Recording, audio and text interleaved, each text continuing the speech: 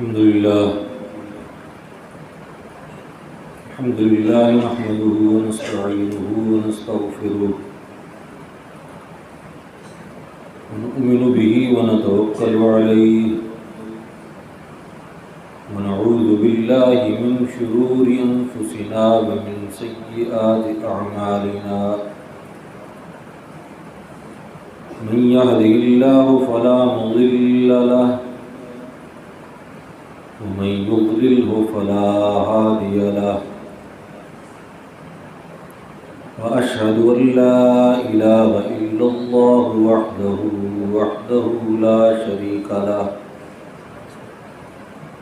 وأشهد أن سيدنا وسندنا ومرشدنا ومأوانا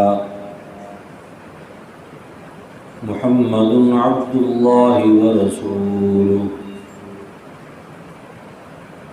أما بعد فأعوذ بالله من الشيطان الرجيم بسم الله الرحمن الرحيم ومن يشاقق الرسول من بعد ما تبين له الهدى ويتبع غير سبيل المؤمنين نوله ما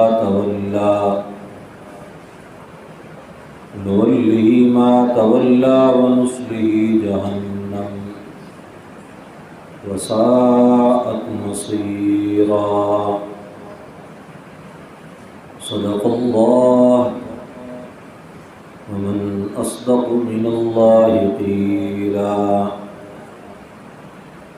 اللهم صل على سيدنا ومولانا محمد وعلى آل سيدنا ومولانا محمد وبارك وسلم ثم صل عليه.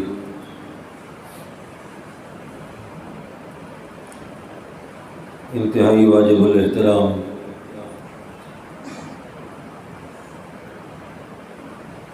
حضرات علماء کرام،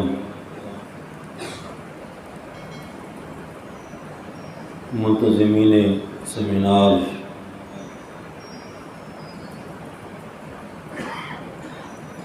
اور میرے اہل ایمان بزرگوں، دوستوں،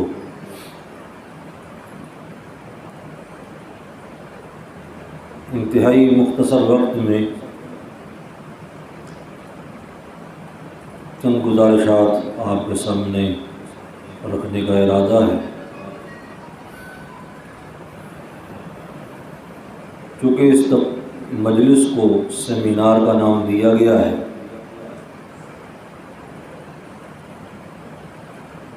کوشش یہ کروں گا کہ اس کے تقاضے کو مد نظر رکھتے ہوئے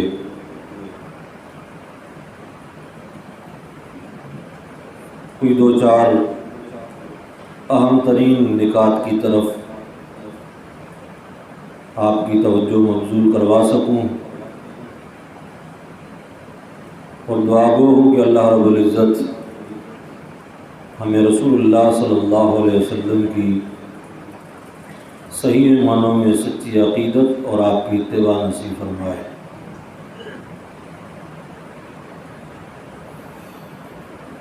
سیمینار کا نام جو تجویز کیا گیا ہے پیغام سیرت،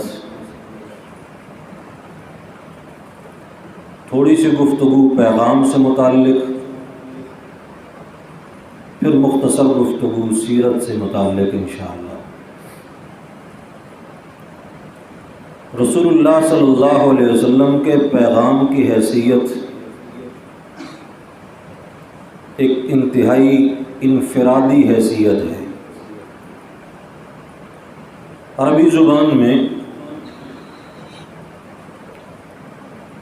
پیغام کو رسالت کہا جاتا ہے.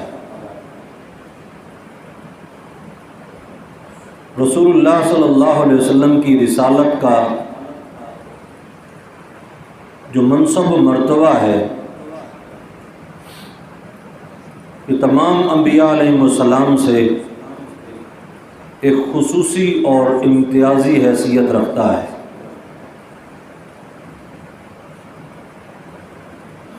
آپ جانتے ہیں کہ اللہ رب العزت نے 1,24,000 یکم و بیش انبیاء بھیجے، اس طرح مشہور روایت ہے۔ ان انبیاء میں سے 313 رسول ہیں، پھر ان 313 رسولوں میں 5 اولو العزم من الرسل ہیں، سیدنا نوح علیہ السلام، سیدنا ابراہیم علیہ السلام، سیدنا موسیٰ علیہ السلام، سیدنا عیسیٰ علیہ السلام، اور ہمارے نبی جناب محمد الرسول اللہ صلی اللہ تعالیٰ علیہ وسلم۔ تو یہ رسالت کا جو منصب ہے، اگرچہ اس منصب کے حاصل ہونے میں ہمارے رسول صلی اللہ علیہ وسلم تنہا نہیں ہیں، اور رسول بھی موجود ہیں۔ جس طرح میں نے عرض کیا کہ ایک روایت ہے کہ 313 رسول موجود ہیں، لیکن آپ کی رسالت کی حیثیت میں ایک خصوصی امتیاز ہے، ایک جداگانہ حیثیت ہے،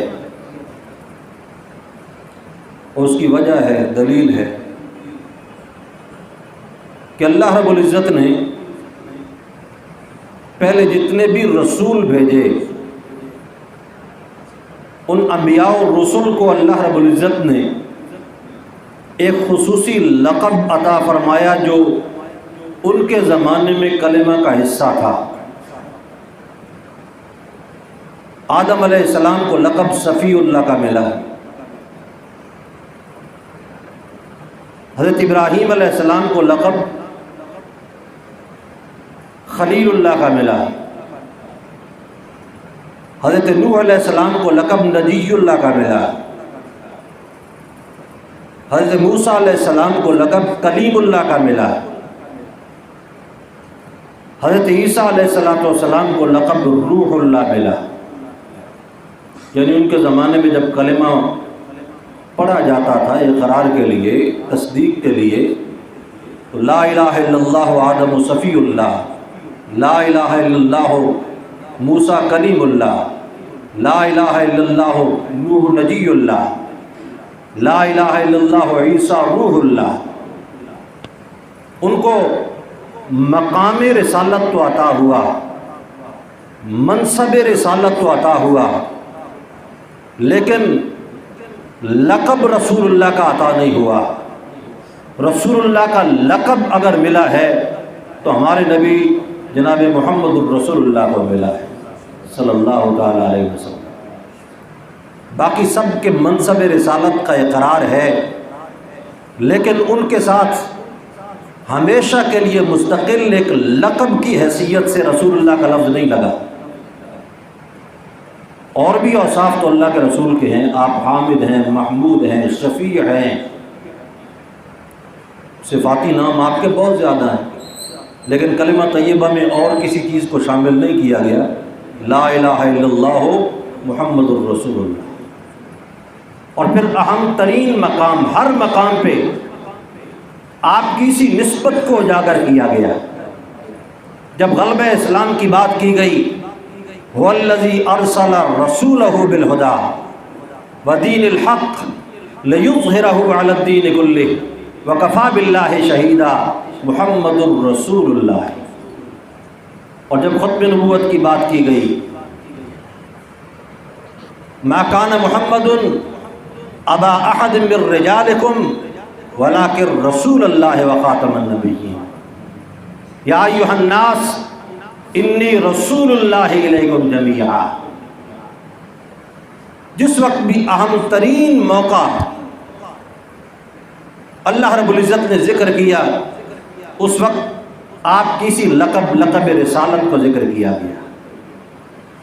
اور اسی طرح ہم جو کلمہ پڑھتے ہیں، شہادتین کا اقرار ہے، دو قسم کی روایات ملتی ہیں، اشہد ان لا الہ الا اللہ واشہد ان محمد رسول اللہ، یہ بھی ہے۔ تو دوسرا جو ہمارے ہاں عام معروف ہے، اشہد ان لا الہ الا اللہ وحدہ لا شریک لہ واشہد ان محمدا عبدہ ورسولہ، یہ بھی سنن ابی داؤد کی روایت ہے کتاب الطہارت کے اندر وضو کے باب میں، تو یہ الفاظ بھی موجود ہیں۔ لیکن جب آپ کی رسالت کا اقرار کیا جائے گا، آپ کی نبوت کا اقرار کیا جائے گا، تو اس وقت ساتھ جو لفظ استعمال ہوگا وہ رسول اللہ کا لفظ استعمال ہوگا۔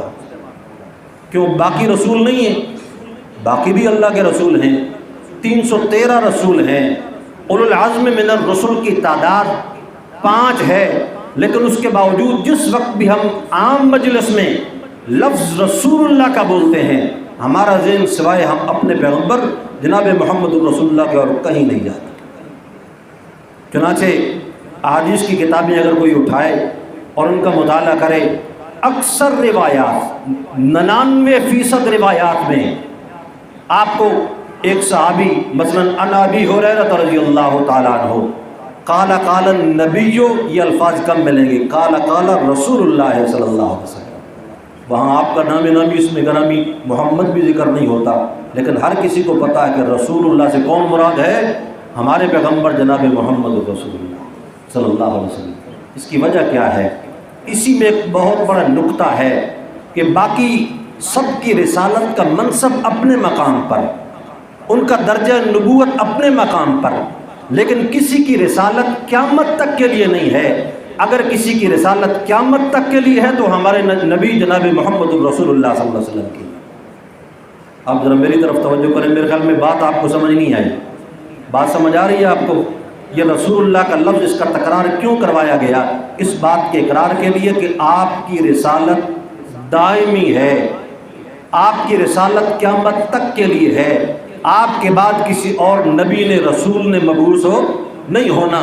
آپ کی نبوت کا یہ منصب اور مقام جو ہے حتمی ہے، اس لیے فرمایا انا آخر الانبیاء وانتم آخر الامم انا خاتم النبیین ولا نبی بعدی۔ آپ کی رسالت و نبوت ہمیشہ ہمیشہ کے لیے قیامت تک کے لیے ہے۔ باقی سب کا منصب نبوت تھا، لقب رسالت والا نہیں ملا۔ منصب ان کا رسالت والا تھا لیکن لقب رسالت والا نہیں ملا۔ اگر لقب رسالت کا ملا ہے تو ہمارے پیغمبر جناب محمد رسول اللہ کا ملا ہے صلی اللہ تعالیٰ علیہ وسلم۔ یہ تو پیغام سے متعلق مختصر سی گفتگو ہو گئی۔ اس کے بعد ہے سیرت، رسول اللہ صلی اللہ علیہ وسلم کی سیرت۔ لقد کان لکم فی رسول اللہ اسوۃ حسنہ، ہر ایک کے لیے ہے، قیامت تک کے لیے ہے، لیکن بالخصوص جس شخص نے اسلام قبول کیا، جو مومن کہلایا، جس نے اللہ کی وحدانیت کا اقرار کیا، جناب محمد الرسول اللہ صلی اللہ تعالیٰ علیہ وسلم کی ختم نبوت اور رسالت کا اقرار کیا، اس شخص پر یہ لازم ہے کہ تعلیمات کے حوالے سے دائیں بائیں نہ دیکھے، نظام کے حوالے سے دائیں بائیں نہ دیکھے، اور کلچر کے اعتبار سے، تہذیب کے اعتبار سے، رسوم و رواج کے اعتبار سے، معاشرت کے اعتبار سے، معیشت کے اعتبار سے کہیں دائیں بائیں نہ دیکھے، اس لیے کہ اس کے سامنے اگر کامل نمونہ ہے تو ہمارے نبی جناب محمد الرسول اللہ کا نمونہ ہے صلی اللہ تعالیٰ علیہ وسلم۔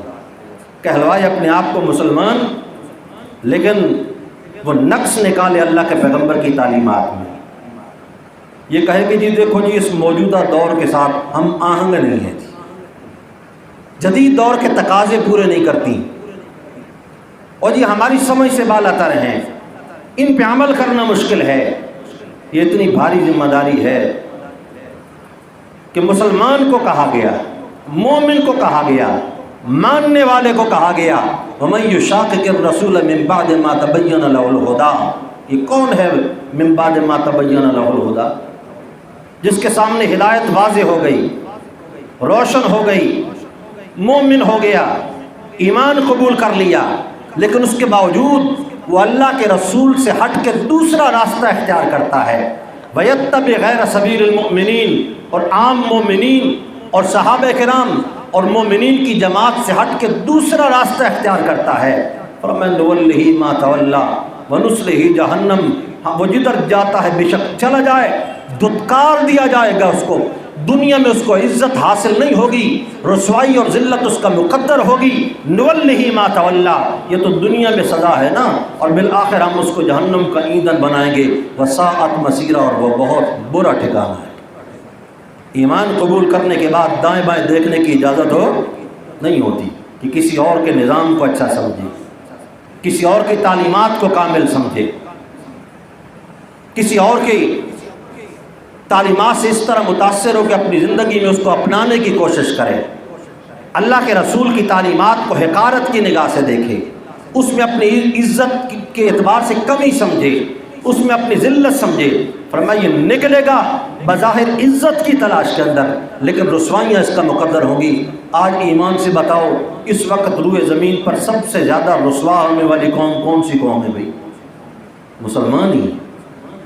برق گرتی ہے تو بیچارے مسلمانوں پر، کہیں برما میں، کہیں کچھ عرصہ پہلے انڈونیشیا کے علاقوں میں، لیبیا میں، عراق میں، فلسطین میں، اور پھر خود ہمارے پاکستان میں مختلف شکلوں کے اندر۔ اس کی وجہ کیا ہے کہ ہم نے نام لیا ہے اپنے پیغمبر کا، لیکن ان کی تعلیمات پہ عمل کرنا ہمیں گوارا نہیں۔ حالانکہ ایسے ایمان کو تو اللہ کے رسول نے بھی قبول نہیں فرمایا کہ آدمی نام ایمان والا رکھ لے، مومن اپنے آپ کو کہلوائے، لیکن کہ جی تعلیمات پہ عمل نہیں ہوتا، یہ کام ذرا مشکل ہے۔ اب بات کو تھوڑا سا سمیٹتا ہوں۔ ہمارے مہمان اور ہمارے ضلع کی مشہور معروف شخصیت مولانا اظہار الحسن صاحب تشریف لائے ہیں۔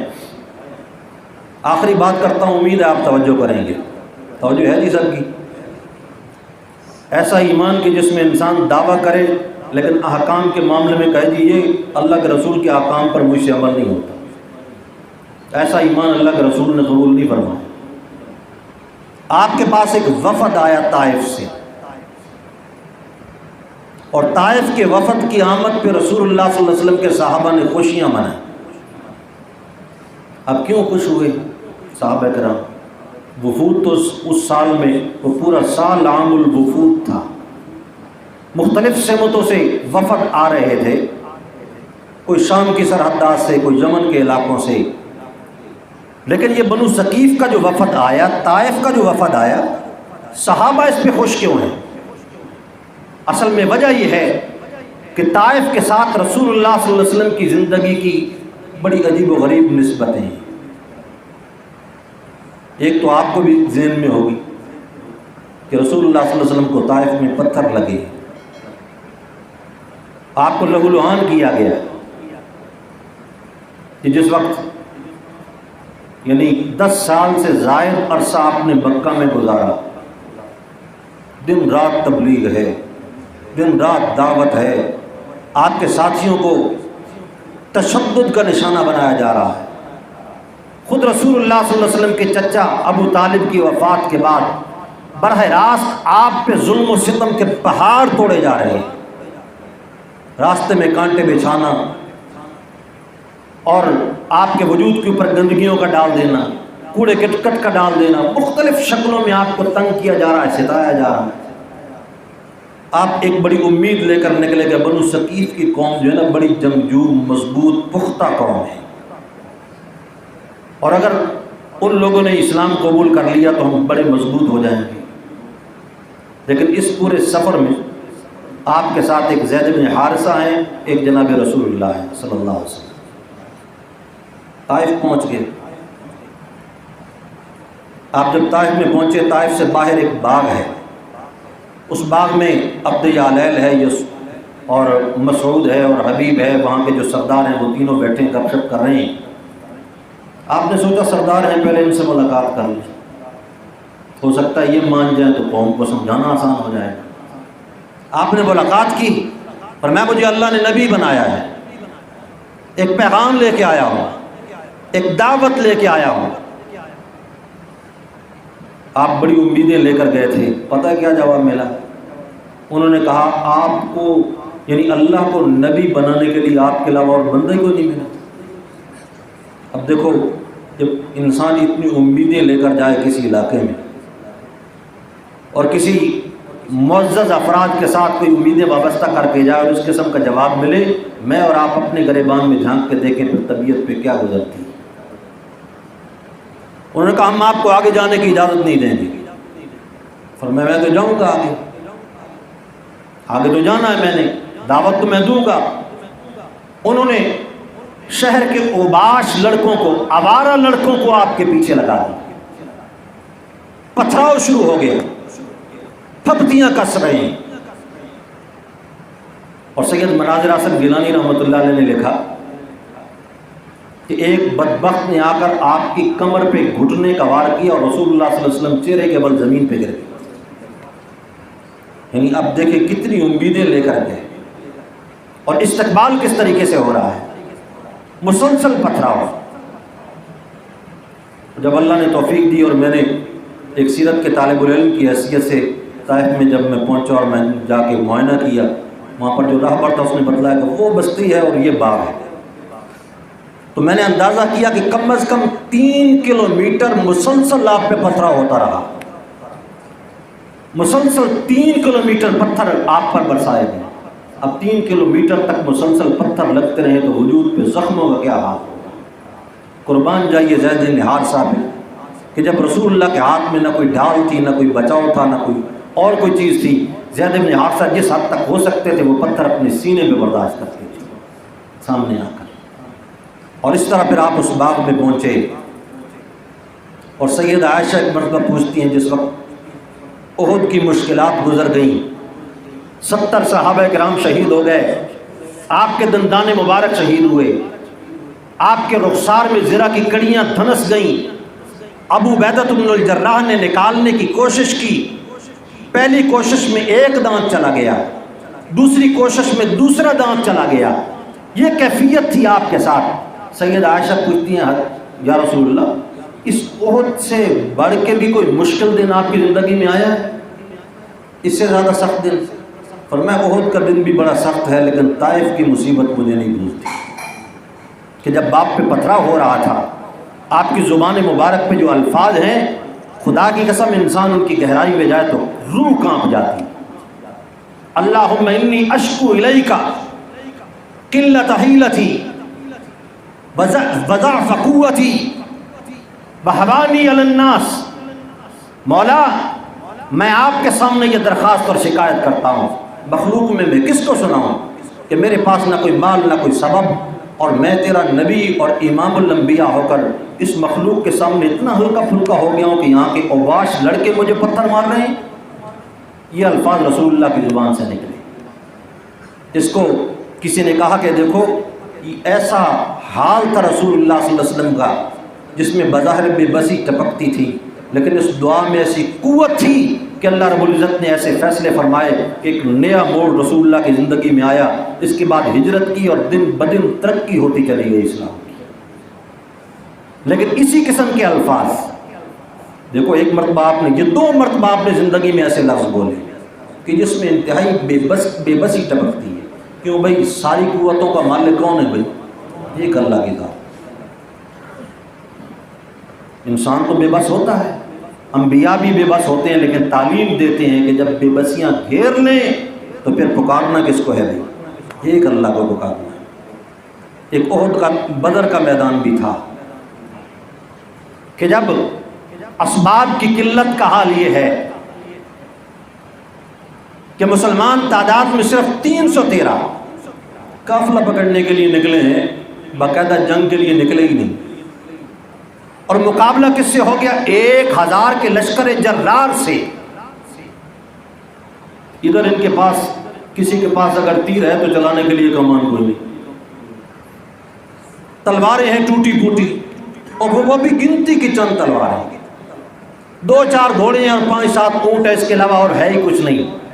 اور جب مقابلہ آ گیا 1000 کے لشکر جرار کے ساتھ، پھر گرمیاں ہیں، مہینہ بھی رمضان کا، مسلمانوں کے حصے میں ریتلا میدان آیا، اور وہ ریت بھی ہمارے ریگستانوں کی طرح نہیں ہے، وہ پہاڑ کے دامن میں جو ریت ہے، چھوٹے چھوٹے ریز ہیں، ان کے اوپر 2-4 قدم انسان چلے تو پھر پتہ چلتا ہے کہ آدمی کہاں آ گیا ہے، اس قسم کی وہ ریت ہے۔ اور مشرکین کے حصے میں پختہ اور پکا میدان ہے۔ جب بظاہر یہ حالات سارے اس قسم کے تھے کہ جس میں شکست کے اسباب نظر آتے ہیں، فتح کے اسباب نظر نہیں آتے، لیکن وہ ذات ہے نا کہ شکست کے اسباب سے فتح کو پیدا کرنا کس کا کام ہے بھائی؟ ایک اللہ کا۔ آپ نے اپنا سر سجدے میں جھکایا، سیدنا ابوبکر ساتھ ہیں، عریش وہ جو چھپر بنایا گیا تھا جہاں مسجد عریش ہے، آپ سجدہ ریز ہیں، آنکھوں سے آنسو جاری ہیں، اور آپ کی آنکھوں سے نکلنے والے آنسوؤں کو بدر کا میدان جذب کرتا ہے۔ آپ کی اس کیفیت کو جب بیان کرتے تھے نا سید عطا اللہ شاہ بخاری رحمۃ اللہ تعالیٰ علیہ، بڑا عجیب سما باندھ کے رکھ دیتے تھے۔ فرماتے تھے کہ میں جب اپنے نبی جناب محمد الرسول اللہ صلی اللہ تعالیٰ علیہ وسلم کے کمالات کو دیکھتا ہوں، آپ کے حسن کو دیکھتا ہوں، سیرت کی حدیث کی کتابوں میں، شمائل کی کتابوں میں آپ کے تابدار حسن کو دیکھتا ہوں، آپ کے آبدار موتیوں کی طرح چمکتے ہوئے دانتوں کو دیکھتا ہوں، آپ کے رخ انور کو دیکھتا ہوں، کالی سیاہ زلفوں کو دیکھتا ہوں، آپ کے چوڑے سینہ مبارک کو دیکھتا ہوں، آپ کی سرمگی آنکھوں کو دیکھتا ہوں کہ جس کے متعلق یہ لکھا گیا کہ کبھی آپ نے سرما نہ بھی ڈالا ہو تو دیکھنے والا یہ محسوس کرتا تھا کہ آپ نے ابھی اپنی آنکھوں میں سرما لگایا ہے۔ آپ کے رخسار مبارک کا تذکرہ پڑھتا ہوں کہ جس کے متعلق یہ لکھا گیا کہ آپ کے رخساروں کی خوبصورتی اتنی اعلیٰ تھی، ایسے لگتا تھا کہ کسی نے سرخ انار ابھی آپ پہ گالوں پہ نچوڑ دیا ہو۔ آپ چلتے تھے تو باقرہ باحیا اور شرم و حیا والی عورت کی طرح نظریں جھکا کے آپ چلا کرتے تھے۔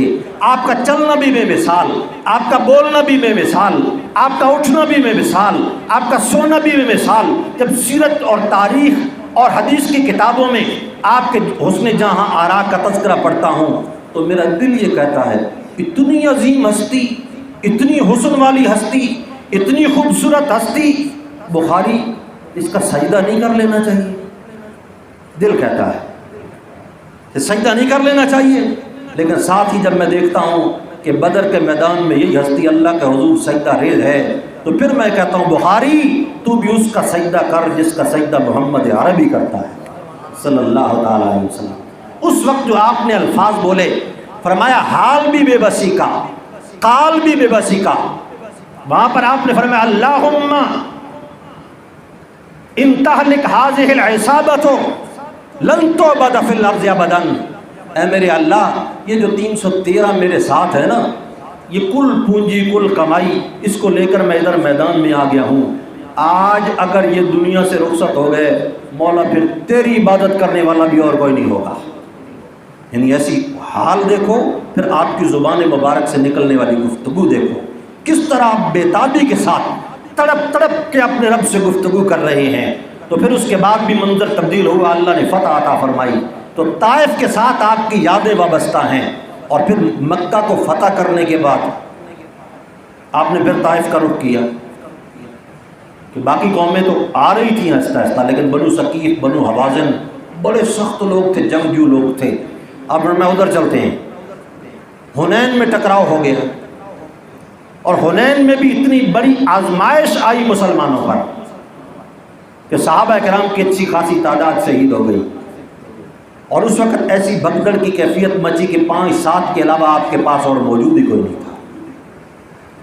اور پہلی آپ نے جو ٹولی بھیجی تھی جن کے امیر خالد بن الولید تھے، انہیں تلاش کیا گیا تو غار کی ایک گمنام سی غار کے اندر بے ہوش پڑے ہیں، اور وجود کا کوئی حصہ نہیں جس کے اوپر زخم نہ لگا ہوا، بے ہوش پڑے ہیں، اور رسول اللہ صلی اللہ علیہ وسلم نے کچھ پڑھ کے ان کے وجود کے اوپر ہاتھ پھیرا، اللہ نے ان کو صحت مند کر دیا، پھر اٹھ کے کھڑے ہو گئے۔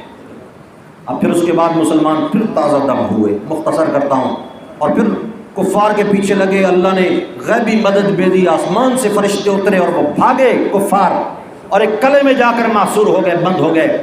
مسلمانوں نے محاصرہ کر لیا۔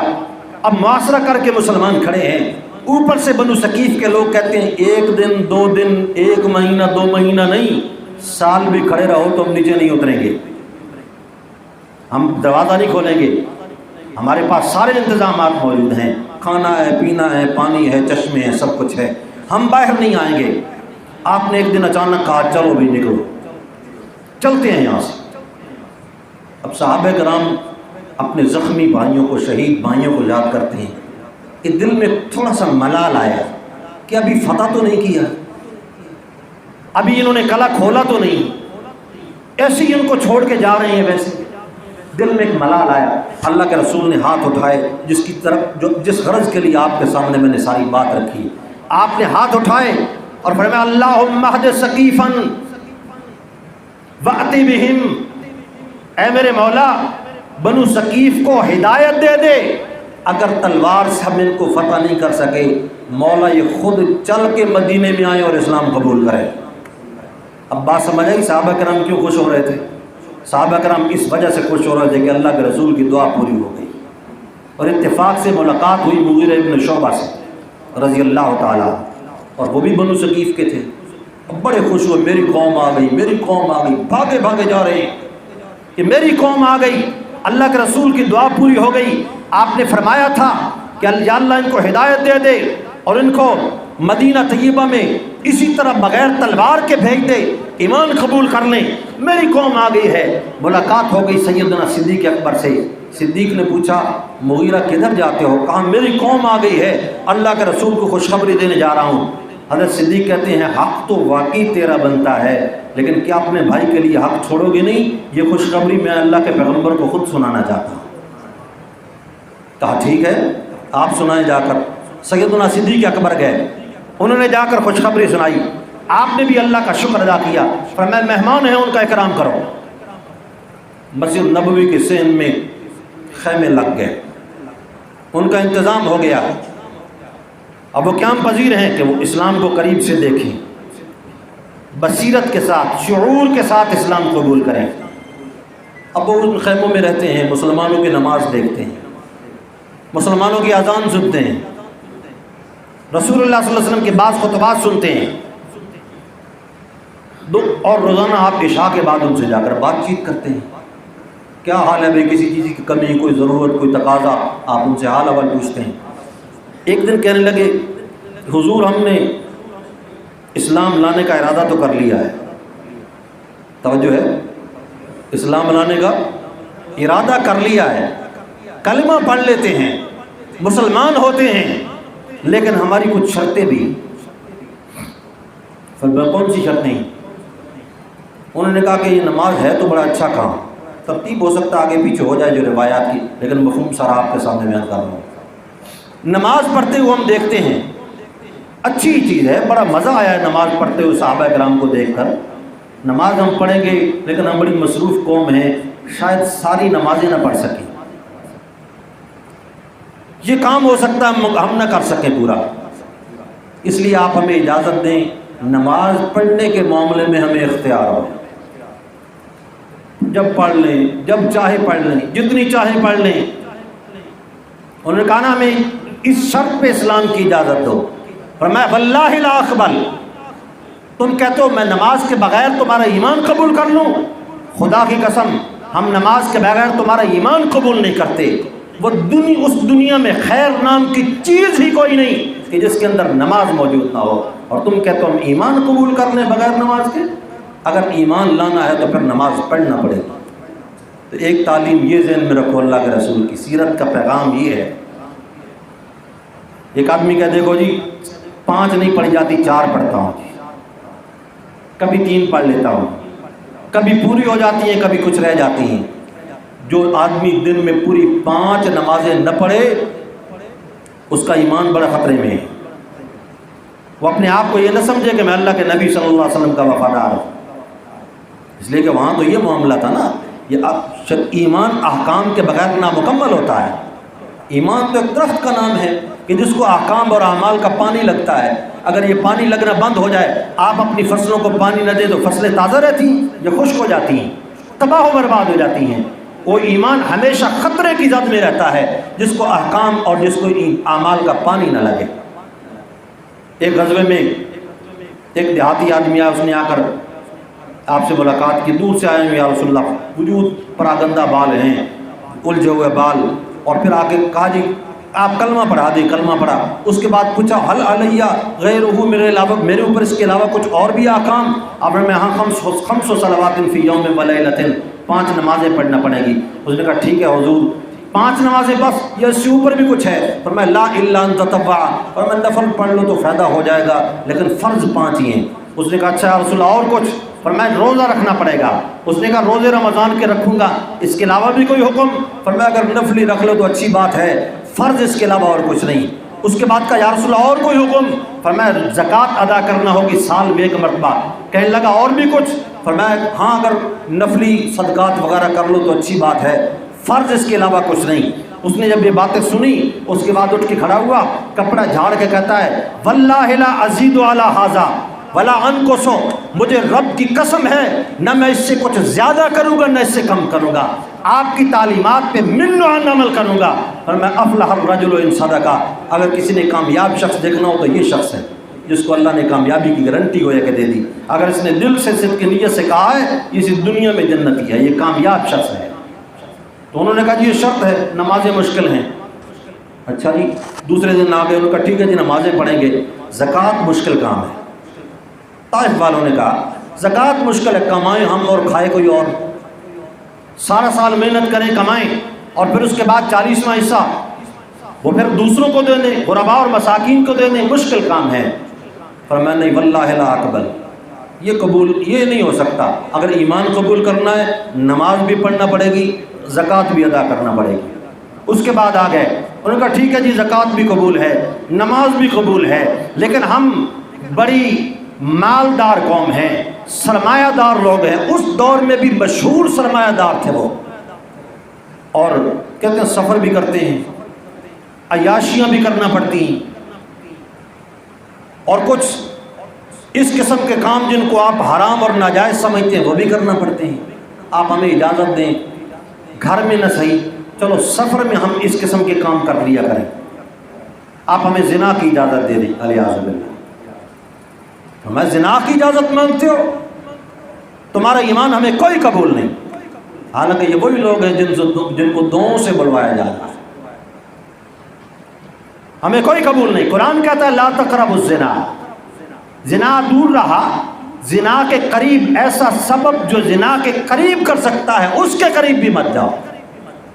تم مجھ سے زنا کی اجازت مانگتے ہو؟ پھر کہ ان کا یا رسول اللہ ٹھیک ہے اس کو بھی مان لیتے ہیں، لیکن ہمارے ہاں سود کا کاروبار ہے، ہماری معیشت ساری جو ہے وہ اسی سود پر منحصر ہے، ہم نے بڑا پیسہ اپنا بکھیر رکھا ہے، اس پر ہم اپنی آمدنی وصول کرتے ہیں، آپ ہمیں اجازت دیں ہم اپنا وہ سود کا لین دین کرتے رہیں۔ فرمایا اپنا رأس المال لے سکتے ہو، اصل سرمایہ لے سکتے ہو، سود کی کوئی اجازت نہیں۔ تم سود کی اجازت مانگتے ہو۔ ایک دوسری روایت میں جس کو فقیہ ابو لیث نے اپنی سند سے ذکر کیا، فرمایا سود کے مختلف درجات ہیں، جن میں سے جو کم از کم درجہ ہے اس کا گناہ اپنی ماں سے 70 مرتبہ منہ کالا کرنے کے برابر ہے، اور تم سود کی اجازت مانگتے ہو کہ ہم سود کی اجازت دے دیں؟ ہم اس قسم کا ایمان تمہارا کوئی قبول نہیں کرتے۔ چلو جی، انہوں نے کہا ٹھیک ہے جی سود بھی نہیں لیں گے۔ لیکن آخری بات ہے وہ یہ ہے کہ ہمارے یہاں ایک فقیرنی ہے، ایک اس کا معبد ہے، لات اس کا نام ہے فقیرنی کا، اس کی عبادت گاہ ہے، ہم پہلے سارے اس کی عبادت کرتے رہیں، ہم فی الفور جا کر اس کو ختم نہیں کریں گے، آپ اجازت دیں وہ فی الحال قائم رہے۔ فرمایا یہ بات تو نہیں، اسلام اور شرک آپس میں اکٹھے تو نہیں چل سکتے، اس کو تو ختم کرنا پڑے گا۔ اچھا جی چلو جی ٹھیک ہے، لیکن ہم اپنے ہاتھ سے اس کو ختم نہیں کریں گے، اس لیے کہ ہمیں خطرہ ہے کہ اگر ہاتھ ڈالا تو ہمارا ستیہ ناش ہو جائے گا۔ فی الحال ہم ہاتھ نہیں لگائیں گے، آپ اپنے بندے بھیجیں گے ادھر سے جو اس کو جا کر گرائیں۔ اور میں ٹھیک ہے چلو اتنی بات مان لیتے ہیں، اس کو گرانے کے لیے بندے بھی ہم بھیجیں گے۔ مغیرہ ابن شعبہ کی ڈیوٹی لگی، خالد بن الولید کی لگی، عمرو بن العاص کی ڈیوٹی لگی رضی اللہ تعالیٰ عنہ، اور غالباً حضرت ابو سفیان جو رسول اللہ صلی اللہ علیہ وسلم کے ایک چچا زاد بھائی ہیں، ابو سفیان ابن الحارث، وہ بھی ساتھ ہیں۔ اب یہ گئے، انہوں نے جا کر اب راستے میں ان کی گفتگو سنی، ایک جگہ پہ گپ شپ رات کو کہیں پڑا ہوتا تھا، انہوں نے ان کی آپس کی خسر پسر سن لی، کہنے لگے دیکھو یہ جو 2-4 آدمی ہمارے ساتھ آ رہے ہیں نا، کہ اگر اس معبد کو گرائیں گے نا، عبادت گاہ کو، اگر ان کو کچھ ہو گیا ہم ایمان قبول نہیں کریں گے۔ لیکن ہم چونکہ بڑے پکے مضبوط پختہ قوم کے آدمی ہیں، 2 نمبر نہیں ہیں، اس لیے تو آپ چاہتے تھے یہ مسلمان ہو جائیں۔ ہم پیغام بھیج دیں گے مدینہ میں کہ بھائی ہمیں اسلام قبول نہیں، پردے میں نہیں رکھیں گے، ہم پیغام بھیج دیں گے۔ لیکن اگر ان کو کچھ نہ ہوا تو اس کا مطلب ہے کہ ہمارے یہ معبود جھوٹے تھے، پھر قوم کے جو بچے کچے لوگ ہیں سب کو مسلمان کریں گے انشاءاللہ۔ اب جب گئے ان صحابہ نے جا کر کیا دیکھنا تھا، نہ آؤ دیکھا نہ تاؤ دیکھا، یکدم سب کو ملیا میٹ کر دیا۔ اب صبح دیکھا تو سارے ہنسی خوشی، پہلے سے زیادہ حشاش بشاش۔ ان کا اس کا مطلب ہے کہ یہ دین برحق دین ہے، پھر پوری قوم مسلمان ہو گئی۔ عرض کرنے کا مطلب یہ ہے کہ رسول اللہ صلی اللہ علیہ وسلم نے جو دین پیش کیا، اس دین کو حقارت کی نگاہ سے دیکھنا جائز نہیں۔ جو شخص دین کو، احکام کو، اعمال کو، لا تحقرن من المعروف شیئا، کسی ایک ادنا سے ادنا نیکی کو بھی اگر حقارت کی نگاہ سے دیکھے، اس کا دین اسلام کے ساتھ کوئی تعلق باقی نہیں رہتا۔ اس لیے کہ رسول اللہ کا لایا ہوا دین کامل و اکمل دین ہے، اس میں نہ اللہ کے رسول سے آگے نکلنے کی اجازت نہ پیچھے رہنے کی اجازت۔ یہ دین اسلام، شریعت اسلامی ایک گاڑی کا نام ہے، جو سوار ہو گیا وہی منزل تک پہنچے گا، جو آگے نکلنے کی کوشش کرے گا وہ بھی تباہ ہو جائے گا، جو اتر کر پیچھے چلنے کی کوشش کرے گا وہ بھی تباہ ہو جائے گا۔ آگے نکلنے اور پیچھے رہنے کا مطلب سمجھ رہے ہو؟ پیچھے رہنے کا مطلب تو یہ ہوا کہ نماز نہیں پڑھوں گا جی، روزہ نہیں رکھوں گا جی، زکوٰۃ نہیں دوں گا جی، یہ پیچھے رہ جانا ہے۔ اور آگے نکلنے کا مطلب یہ ہے کہ دین میں ایسی چیزوں کو داخل کر لینا کہ جو رسول اللہ کے زمانے میں نہیں تھیں، صحابہ کے زمانے میں نہیں تھیں، خود اپنی طرف سے چیزیں گھڑ گھڑ کے انہیں شریعت کا حصہ بنا لینا، یہ اللہ کے رسول کی شریعت سے آگے نکلنے والی بات ہے۔